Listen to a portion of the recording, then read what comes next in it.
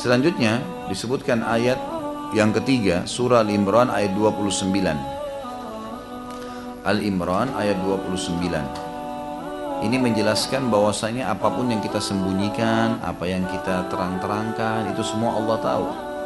Allah tahu, ya. Allah berfirman, "A'udzubillahi minasyaitonirrajim, qul in tukhfu ma fi sudurikum aw tubduhu ya'lamhu Allah." Katakanlah hai Muhammad kepada semua pengikutmu, jika kalian menyembunyikan apa yang ada dalam hati kalian atau kalian menampakkannya, Allah pasti mengetahuinya. Tidak ada sesuatu yang tersembunyi. Artinya gini, tanpa kita ceritain pun ke orang, Allah sudah tahu. Lalu untuk apa kita ceritain orang? Bapak Ibu sekalian, banyak orang tidak faham satu hal sederhana, kaidah hidup. Pujian orang dan ancaman orang hanya sepanjang lidahnya. Pujian orang dan ancaman orang hanya sepanjang lidahnya.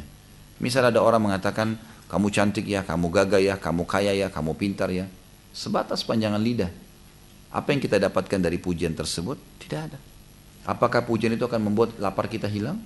Atau membuat bertambah kecantikan atau kegagahan kita? Atau pujian itu akan menambah kekayaan kita? Sama sekali enggak. Malah itu akan merusak. Pujian itu sangat berbahaya. Sampai dalam Islam dilarang memuji saudara kita, apalagi dalam ibadah. Pernah ada sahabat sholatnya Masya Allah bagus sekali, gitu kan, khusyuk, di ujung masjid, di saf pertama. Nabi SAW di tengah masjid, habis sholat berjamaah, ya, lagi zikir, ada sahabat yang berdiri sholat ba'diyah. Karena indahnya sholatnya orang itu, sampai akhirnya ada satu sahabat mengatakan, luar biasa ibadahnya orang itu, yang ditunjuk orang itu. Lalu kata Nabi SAW, kalau kau ucapkan di depannya, kau akan menghancurkan hidupnya. Nggak boleh, jangan puji. Karena sekarang sudah bagus tuh. Kalau kamu bilang, tadi bagus sekali ya sholatmu, itu sudah cukup merusak dia. Jangan dipuji, biarin aja. Gitu ya. Kalau ada teman-teman kita yang tidak pernah puji kita, kalau kita lagi ibadah, kita lagi sedekah, itu berarti teman yang baik tuh. Dia mau amal kita maksimal. Karena kalau sudah disebutin saja, setan akan iming-imingkan terus di kuping kita. Mengganggu keikhlasan. Gitu kan. Jadi lebih baik jangan, memang sudah seperti itu poinnya. Ini 3 ayat yang diangkat oleh Imam Nawawi untuk menjelaskan tentang pentingnya ikhlas itu dan diperintahkan di dalam agama.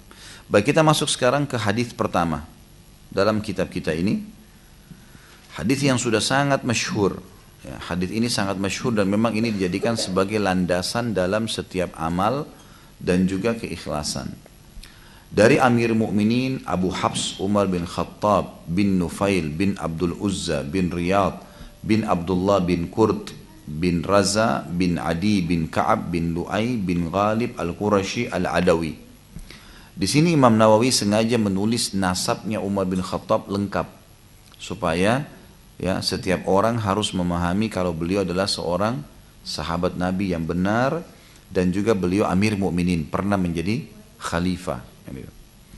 Dikatakan beliau berkata, aku mendengarkan Rasulullah sallallahu alaihi wasallam bersabda, innamal a'malu binniyat wa innama likulli imri'in ma nawa. Faman kanat hijratuhu ila Allah wa rasulih fa hijratuhu ila Allah wa rasulih. Tolong diikutin saya baca bahasa Arabnya ya.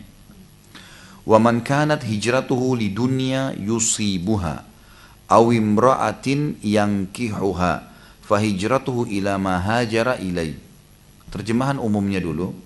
Sesungguhnya amalan-amalan ibadah itu juga amalan-amalan buruk ya, tergantung dengan niat-niatnya. Dan sesungguhnya setiap orang akan mendapatkan apa yang dia niatkan. Karena itu, barang siapa yang hijrahnya kepada Allah dan Rasulnya, maka hijrahnya kepada Allah dan Rasulnya. Dan barang siapa yang hijrahnya untuk dunia yang dia ingin raih, dan atau untuk wanita yang dia ingin nikahi, maka hijrahnya adalah kepada apa yang dia berhijrah karenanya. Hadis ini telah disepakati kesohihannya, diriwayatkan oleh 2 imam yang para ahli hadis, yaitu Abu Abdullah Muhammad bin Ismail bin Ibrahim bin Mughirah bin Bardizbah al-Ju'fi al-Bukhari, atau nama lainnya biasa ringkas al-Bukhari. Imam Bukhari, dan Abul Husain Muslim bin Hajjaj bin Muslim al-Kushairi an-Naisaburi, ya ini maksudnya Imam Muslim. Semoga Allah meridhai keduanya terhadap kitab, ya, terhadap kitab keduanya yang merupakan karya tulis paling sahih. Baik, ini makna global hadis. Saya akan masuk rincikan hadis ini Bapak Ibu sekalian. Di dalam syariat kita ada dua landasan hukum, Al-Quran dan Sunnah. Al-Quran ya, itu terdiri dari banyak hal, diantaranya hukum-hukum. Ya. Membahas masalah hukum Al-Quran atau kisah-kisah dalam Al-Quran, ada yang memiliki sababun nuzul, sebab turunnya ayat, dan ada yang tidak memiliki sababun nuzul. Ya. Kalau ada sababun nuzulnya, sebab turunnya ayat, ini dianjurkan agar setiap muslim membacanya, karena memahami sebab turun akan membuat kita memahami maksud dan tujuan ayat. Bisa dipahami sampai sini ya? Baik. Kalau hadis Nabi ada namanya sababul wurud. Ini banyak orang tidak tahu nih. Kalau ayat Al-Quran sababun nuzul. Kalau hadis sababul wurud. Ya. Maksudnya sebab tersebutkannya hadis itu. Tidak semua ayat Al-Quran punya sababun nuzul. Tidak semua hadis punya sababul wurud. Tetapi kalau ada, kita harus memahaminya. Kenapa? Karena dengan memahami sebab kejadian, kita akan tahu maksud dan tujuan daripada hukum yang sedang disebutkan. Gitu kan? Hadis yang sedang kita bahas yang pertama ini punya sababul wurud, punya sebab disebutkannya. Jadi waktu para sahabat hijrah, Bapak Ibu sekalian, dari Mekah ke Madinah, gitu kan? Ternyata ada dua sahabat lagi ngobrol, lagi hijrah nih. Yang satu bilang, kekayaan saya di Mekah diambil semua sama orang Quraisy. Orang-orang kafir ini ngambil harta saya. Nanti kalau saya ke Madinah, saya ingin membuka usaha besar, kembali bisnis. Gitu kan? Jadi saya ke Madinah ini untuk bisnis. Gitu. Yang satu lagi bilang, istri saya nggak mau beriman, kafir. Saya sekarang hijrah sendirian. Nanti kalau saya tiba di Madinah, saya akan nikah dengan wanita Madinah. Itu bahasa mereka berdua, gitu kan? Waktu didengar oleh Nabi SAW, tersebutkanlah hadis ini. Kita ulangi hadisnya. Sesungguhnya amalan-amalan itu tergantung dengan niat-niatnya. Ya. Dan sesungguhnya setiap orang akan mendapatkan apa yang dia niatkan. Karena itu, barang siapa yang hijrahnya kepada Allah dan Rasulnya. Kalau Bapak Ibu tidak tahu tadi sababun urutnya, ngerti nggak hadis ini? Karena ada sebab kejadian kan, itu yang membuat kita jadi faham. Kenapa, apa korelasinya antara amal-amal harus punya niat, kemudian tiba-tiba masuk ke hijrah, kan itu. Ternyata ada hubungannya tadi dengan penyebutan itu. Nah di sini Nabi mengatakan barang siapa yang hijrahnya kepada Allah dan Rasulnya, siapa yang hijrah dari Mekah ke Madinah, karena perintah Allah, Allah dan Rasulnya perintahin semua muslim di Mekah wajib hijrah waktu itu, tidak boleh tinggal di Mekah lagi. Yang tinggal berarti berdosa, nggak boleh. Harus hijrah karena Allah. Sama kita kalau pergi haji, pergi umrah, harus niatnya karena Allah dan Rasulnya perintahin, itu baru ikhlas. Tapi kalau nanti kalau di sana saya mau nikmatin hotel ini, saya mau makan makanan ini, saya mau beli pakaian itu, saya mau beli perhiasan ini sudah nyimpang niatnya. Jadi tujuannya itu. Makanya kalau umroh atau haji buru-buru, kemudian itu yang jadi target utama, lama-lama di pasar nggak apa-apa gitu. Nah ini contohnya, yang dimaksud sama dengan itu ya. Siapa yang niatnya hijrah ke Madinah karena Allah dan Rasulnya, maka hijrahnya untuk Allah dan Rasulnya, maka dia akan dapatkan pahala itu. Dan barang siapa yang hijrahnya untuk dunia yang ia raih, ini penyebutan tentang sahabat pertama yang mau bisnis tadi, ingin ngejar dunia. Atau yang satu lagi, wanita yang dia ingin nikahi. Kan yang satu tadi bilang saya mau nikah nanti. Maka hijrahnya adalah kepada apa yang dia berhijrah karenanya. Dia akan dapat tapi nggak ada pahala hijrah. Nggak ada pahala hijrah. Hadis ini adalah hadis yang paling agung. Semua ulama fikih, semua ulama hadis menjadikan hadis ini landasan utama dalam masalah keikhlasan. Tidak boleh seorang muslim melakukan apapun ibadah kecuali karena Allah. Termasuk saya kasih contoh gini. Rumah tangga misalnya, Bapak Ibu menjalankan rumah tangga. Beda sekali antara orang yang niat berumah tangga dari awal niatnya karena ini perintah agama, itu per detik hidupnya ada pahalanya.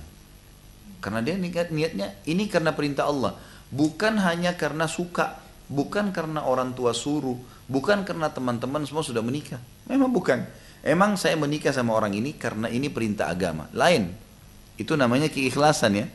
Setiap ya detik hidupnya bernilai pahala. Jadi sekarang pun kalau ada bapak ibu yang berumah tangga dulu hanya karena cenderung dengan lawan jenisnya, hanya karena orang tuanya suruh, hanya karena teman-temannya semua sudah menikah, sekarang diubah niatnya. Detik ini bisa. Niatkan dalam hati, kalau saya menikah ini karena Allah dan Rasulnya, ibadah. Kalau niatnya ibadah, semua suka duka dalam ibadah bisa diterima. Contoh, kalau orang pergi haji, niatnya ikhlas karena Allah. Memang karena ingin sekali ibadah haji, karena fadilahnya banyak, bisa mengampuni dosa, bisa segala. Kejar target itu kan. Walaupun haji itu capek, panas, ya, desak-desakan, segala macam biaya yang besar dikeluarkan. Gitu. Pulang dari haji, tidak ada orang pulang haji ditanya mau haji lagi, lalu dia bilang tidak. Ada nggak orang sudah capek pulang haji, kamu mau haji lagi? Enggak, saya kapok, nggak ada. Saya mau haji lagi. Kenapa dia mau haji lagi? Karena dia tadinya awal niatnya karena Allah tuh. Jadi biar capek, biar letih, nggak jenuh, tetap mau diulangin. Ada orang Masya Allah setahun bisa umroh sampai 4-5 kali, nggak jenuh, keluarin biaya sekian puluh juta, umroh lagi, balik lagi, bolak-balik tinggalin kerjaan, dilakukan sama dia.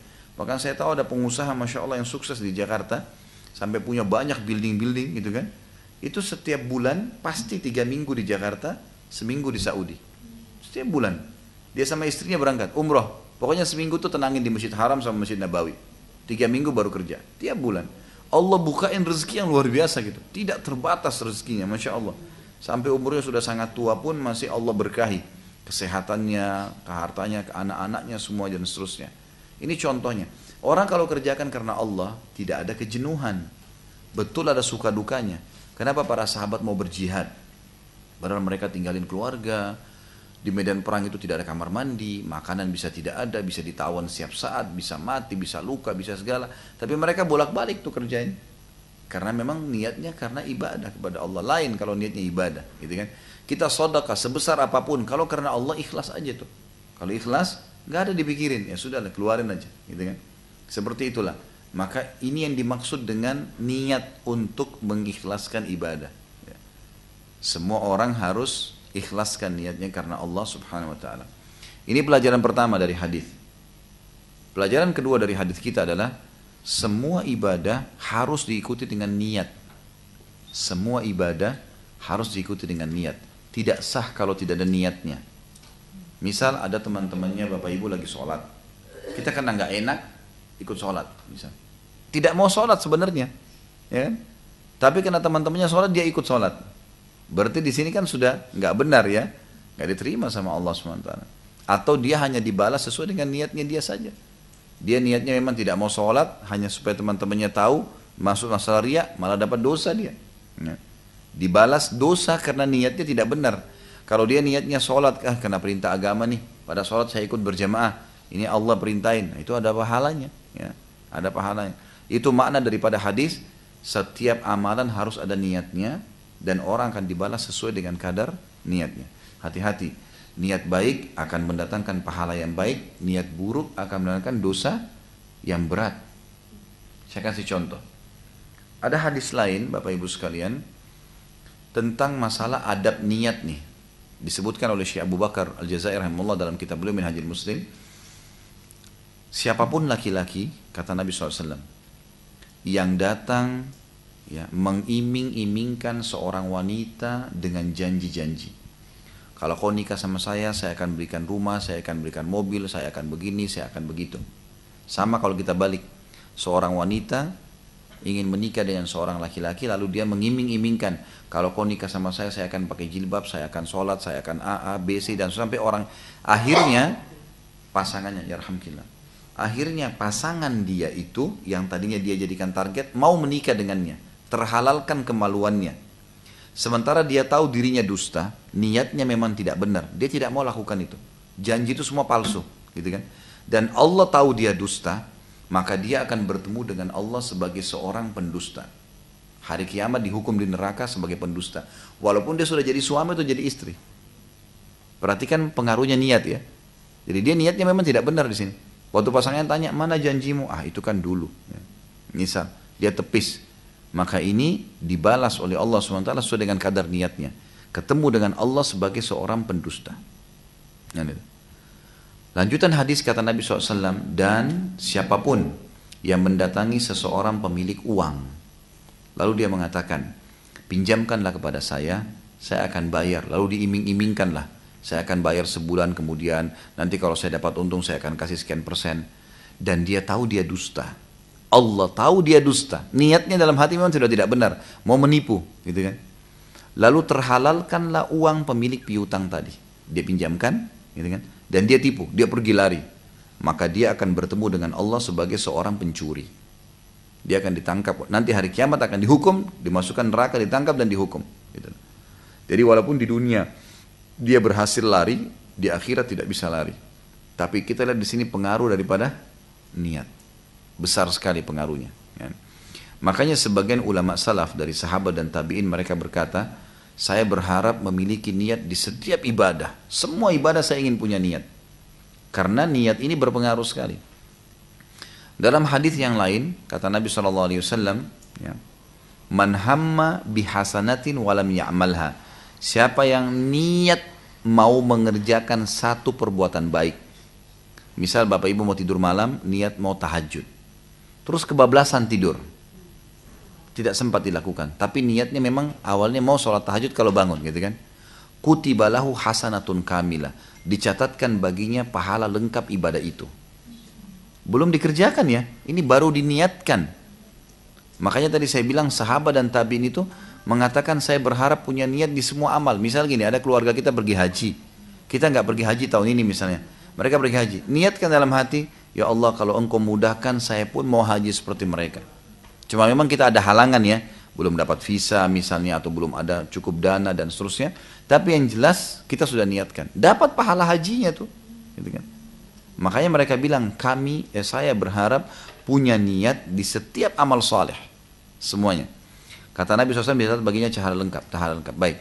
Fa'in amilaha, kalau dia kerjakan apa yang dia niatkan. Tadi dia mau sholat malam nih. Kemudian dia bangun, dikerjakan sama dia benar-benar apa yang diniatin sebelum tidur. Kutiba lahu asyru adha'afiha ila sab'amiyah difin ila adha'afin katsira. Dicatatkan baginya 10 kali lipat pahala ibadah itu, bahkan sampai 700 kali lipat dan kelipatan-kelipatan yang banyak. Jadi sampai 700 kali lipat. Kalau kita dapat misalnya kadar pahala sholat malam 100, ini dikali 700. Gitu kan. Kalau dia kerjain. Sebaliknya kata Nabi SAW, wa man hamma bisayyi'atin wa lam ya'malha. Siapa yang niat mau berbuat dosa, kemudian dia batalkan karena Allah. Jadi misalnya orang mau berzina, terus Allah berikan sinyal tuh, ketakutan, khawatir, berhenti dia, balik lagi nggak jadi. Jadi bukan tidak jadi zina karena ban mobilnya pecah misalnya atau ada halangan. Emang betul-betul dia tidak mau, batalin karena Allah, gitu kan? Maka akan dicatatkan baginya 1 pahala. Pembatalan niat buruk dapat 1 pahala, lengkap, gitu kan? Fa'in amilaha kutiba lahu sayyatun wahida. Kalau dia kerjakan dosanya, dicatatkan baginya 1 dosa saja. Ini dimasukkan oleh para ulama dalam bab niat dan bab kemahamurahannya Allah. Niat beribadah dapat pahala lengkap, itu belum dikerjain. Dikerjakan 700 kali lipat, bahkan lebih daripada itu. Niat amal buruk batalin dapat pahala. Dikerjakan dicatat 1 dosa saja. Maka ini semua berhubungan dengan masalah niat. Baik, ini yang kedua ya, yang diambil dari hadis. Dicatat gak tadi nih? Ya. Jadi sudah ada 2 manfaat ya. Manfaat yang pertama tadi sudah kita sebutin ya. Ini manfaat yang kedua, sebagaimana tadi saya jelaskan. Sekarang yang ketiga, semua ibadah yang diikuti dengan niat, Bapak Ibu sekalian, niatnya di dalam hati. Niatnya di dalam hati. Semua ibadah, sholat, puasa, zakat, haji, apa saja, niatnya dalam hati. Gitu kan? Khilaf diantara ulama tentang masalah niat ini. Pendapat jumhur ulama, mayoritas ulama mengatakan niat hanya dalam hati, nggak ada yang lain. Lisan nggak perlu. Jadi dalam pendapat pertama ini tidak perlu orang kalau mau sholat baca usolli farda salati duhur misalnya, atau puasa nawaitu shoma gadin, atau kalau mau wudu nawaitul wudu ali rafil hadath misalnya, itu nggak perlu semua. Niat dalam hati. Misal sebentar duhur nih, Bapak Ibu mau sholat, pas kita wudhu, dalam hati terlintas gak mau sholat duhur? Itu niat sholatnya. Jadi pada saat kita berdiri di sejadah, hadap kiblat, Allahu Akbar. Udah. Mau puasa besok, dalam hati niat, besok saya puasa Ramadan. Udah. Bahkan ulama mengatakan niat sebulan, niat itu sudah cukup. Gitu ya. Dalam hati. Mau sedekah, mau zakat, nggak perlu kita sebutin, ini zakat saya, nggak usah. Kasih, selesai. Orang Allah sudah tahu, niat dalam hati. Gitu kan? Itu intinya. Jumhur ulama mengatakan semuanya. Ada sebagian dari mereka yang mengatakan kecuali haji dan umrah, karena pernah terdengar Nabi SAW terdengar suara beliau mengatakan di haji, labbaik Allahumma hajjan. Ya Allah, saya jawab panggilanmu untuk haji, gitu kan. Jadi ini jumhur ulama, mayoritasnya. Ada pendapat kedua, dan ini pendapat yang kecil sekali, sedikit, dari orang-orang yang menisbatkan diri kepada ulama Syafi'iyah. Bukan Imam Syafi'inya ya, tapi orang-orang yang menisbatkan diri kepada Imam Syafi'i, dari ulama-ulama di Al-Azhar sekarang. Mereka bilang niat dalam hati harus dikuatkan dengan niat lisan, kan gitu. Jadi niat dalam hati harus dibilang lagi, niat mau sholat duhur nih, baca lagi usolli fardhu salatid duhur. Lalu mereka susunlah kata-kata niat itu susunan. Jadi tidak ada hadis Nabi bilang kalau mau sholat duhur baca ya usolli fardhu, itu tidak ada hadisnya. Mereka bilang ini pelengkap, melengkapkan niat dalam hati. Orang mau puasa harus niat dalam hati, baru niat dengan lisan, ikuti dengan lisan. Mereka juga berkata, kalau ada orang yang niat dalam hati, mau puasa, mau sholat, dan dia tidak sebutkan dengan lisannya, sah ibadahnya. Tapi kalau ada orang niat dengan lisan, hatinya enggak sah. Biar dia bilang, usolli fardhu salatid duhur, tapi di hatinya enggak niat, maka percuma, enggak diterima. Ini pendapat ini ya. Tapi ini bukan pendapat Imam Syafi'i ya, pendapat sebagian ulama yang menisbatkan diri pada mazhab Syafi'iyah, gitu kan? Nah inilah yang terjadi perselisihan di antara para ulama, tapi jumhur ulama mengatakan memang dalam hati saja, dalam hati saja. Dan Allahu alam, saya melihat memang dalil-dalil seperti hadis ini kembali kepada pendapat jumhur ulama. Apalagi memang pendapat tadi sebagian ulama-ulama Al-Azhar ini yang mengatakan kalau orang niat dalam hati tidak dengan lisan tetap sah. Orang niat dengan lisan hatinya tidak, enggak sah, gitu kan? Seperti itu pemahamannya.